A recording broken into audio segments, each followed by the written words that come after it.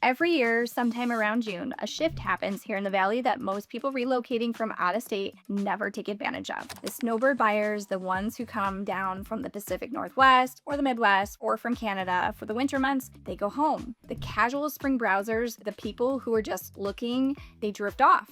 And the families who are hoping to buy before the end of school in May have either bought already or decided to wait until fall. And the sellers who've been sitting on their listings since March, the ones who've had high hopes for that spring market, are now watching July arrive with no accepted offer, and they're starting to get nervous. That combination creates a window, and it's a window that most buyers don't know to look for. This is a video about the summer buying strategy here in the Valley, specifically why June, July, and August can be one of the most favorable times to buy a home here in the Phoenix area, and how to position yourself to actually take advantage of it. Before I get into this, I'm Megan Williams, and my husband Jason and I run Blue Collar Homes here in the Valley. We made this exact move ourselves. We packed everything up from Detroit and relocated to Arizona back in 2008. Since then, we've lived in Mesa, Chandler, Gilbert, and now Queen Creek. And we're raising our 3 kids, including boy-girl twins, and our dog. We've bought, sold, and built new construction and everything in between. So when I talk about navigating this market from out of state,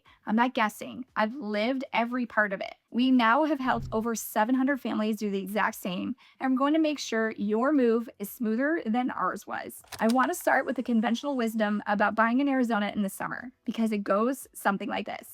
Don't move in the summer. It's too hot. The electricity bills are brutal. Nobody sane moves in July. And there's truth to that. And I'm not going to pretend a July move is comfortable. We moved in 2008 and it was not our finest planning. But here's the thing. The reasons people avoid buying in the summer are the exact same reasons the summer can be a better time to buy. And understanding why changes your approach and how you search. Let's talk about what actually happens in the Phoenix area real estate market from June through August. Spring is traditionally the busiest selling season here in most markets. Arizona follows that pattern. February, March, April, May typically bring the most buyer activity, the most listings, and the most competition. Sellers who list in the spring are targeting that peak window. They've done their prep over the winter, they've priced for the spring market, and they expect to sell quickly with strong interest. And most of them do. The ones who price correctly and present their homes well move in the spring. But not everyone sells in the spring. Some sellers price too high and miss that window. Some have different life circumstances that bring their home to market in June or July rather than March. Some are building a new home and need their current sale to align with that completion date that lands in the summer. And some are owners of investment properties or second homes who are ready to transact whenever the deal makes sense. By July, that pool of active listings in the East Valley has a specific composition. It includes homes that are genuinely new to the market, sellers who couldn't list earlier, or who had no reason to rush. It also includes homes that have been sitting since spring and haven't sold. That second group is the one that buyers should pay close attention to.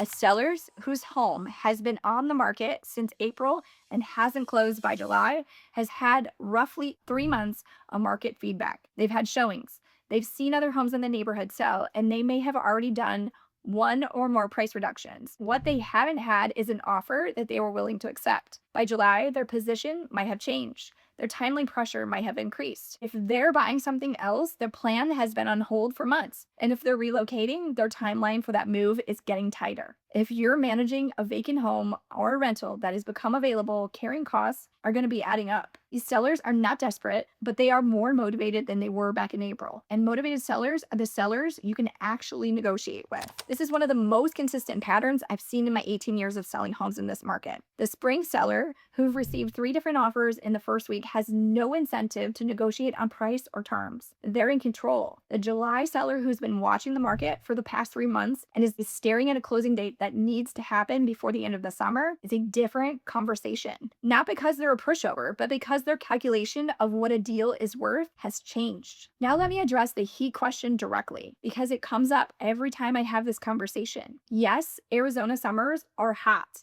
And if you're moving from Michigan or Minnesota or Oregon, that first July, you're going to experience Arizona, and it's going to reset your whole understanding of what the word hot means. 115 degrees is a real number that happens here. It's not a news event. It's a normal Tuesday in July. The electric bill on a 3,000 square foot home in Gilbert running the AC continuously in August is not going to be $80. It's going to be somewhere between $300 and $400 if you're lucky. It might be more depending on the efficiency of your system and how aggressively you want to cool that house. I'm telling you this because I think you should know it, and because I think knowing it before you move is better than discovering it after. Spend a week here in July before you commit. Walk around outside at noon. Feel what a parking lot feels like. Experience what it means to plan outdoor activities for 5 a.m. or 7 p.m. Those are the only times the temperature is manageable. The buyer who moves to Arizona, having never experienced what our summer feels like, arrives with a level of shock that is disproportionate to what they would have felt if they just decided to come and experience it in advance. The buyer who visits in July, who sits on a patio at 9 p.m. with the temperatures still above 95, who feel what it actually means to live in a desert in the summer, and then decide, yes, this is still where I want to be, those buyers are settled. They've made an informed choice. They're not second guessing themselves come August. Visiting in July is not just practical advice for getting to know the market. It is, in my opinion, the most honest way to decide whether Arizona is actually right for you. The spring and fall are beautiful here. If you only visit in October and make your buying decision then, you've only seen a sample of what Arizona actually is. I'd rather you see the whole picture. Here's the good news. The buyers who visit in July and are still wanting to be here are some of the most committed, most serious buyers.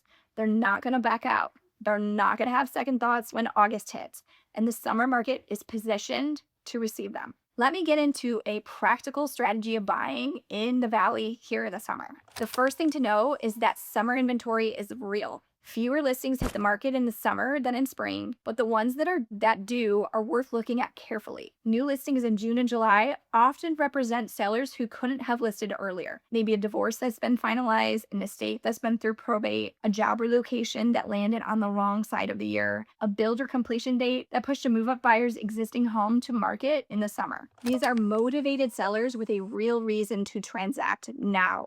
They're not testing the market or being aspirational with their pricing. They need to sell. The second thing is that your competition is greatly reduced. The buyers who moved during the spring buying season are gone. Many of the casual browsers have temporarily exited the market. The buyers competing with you in July are, in general, buyers who have a specific reason to be buying now, a lease ending, a job starting, a life circumstance that puts them in the market regardless of the season. That's a smaller pool of competition per listing than you'd see in March or April, for example. Reduced competition means more time to think, more time to negotiate, to run through your due diligence carefully. And in a competitive spring market, buyers sometimes feel that pressure to move quickly, to waive contingencies, to make decisions in hours rather than days. Summer buying in the Valley does not have to have the same energy. You can schedule multiple showings. You can take a day to think about an offer. You can ask for standard inspection period timing without worrying about another buyer is going to come in above you while you deliberate. And because seller motivation is higher in the summer, particularly for homes that have been sitting since spring,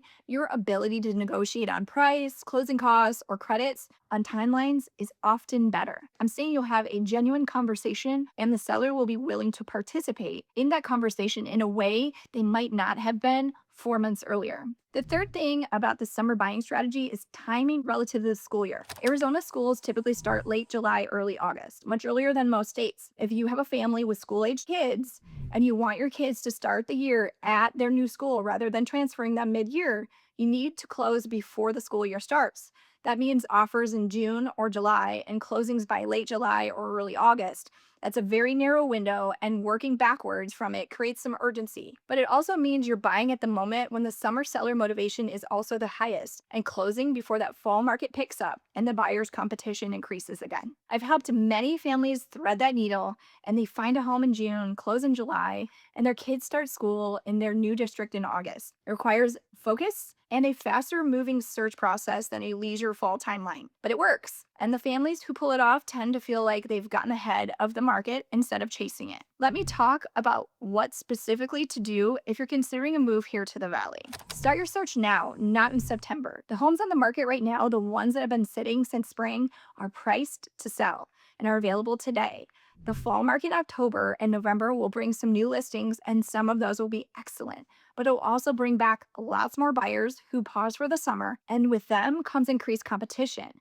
if you act in the summer and you're transacting a less crowded market. If you wait until fall, you'll have more to look at, but also more people to compete with for the best of it. Connect with a local agent like ourselves who knows the seasonal patterns in a specific community that you're targeting. The dynamics in Gilbert are slightly different from Queen Creek, which are slightly different from Chandler. Where inventory is sitting, which neighborhoods have homes that have been on the market longest, which sellers are most motivated. This is knowledge that comes from being in the market every week, not from reading a market report. And if you haven't visited yet, book a trip right now for July, not to make it easy on yourself, to make it real. Spend a week, drive the commutes, eat outside at 8 p.m., go to the farmer's market, walk through a grocery store, meet some neighbors. And if at the end of that week you still want to be here, and I genuinely think you will, you'll know it with certainty, and no amount of YouTube research can give that to you. If you're thinking about a move here to the Valley and you want to start that conversation, give us a shout. And you want to start that conversation, give us a call or a text or comment somewhere below, and I'll send you my relocation timeline guide that walks you through everything from your first search to your move-in day. I'm Megan Williams here in the East Valley. I'll see you in the next one.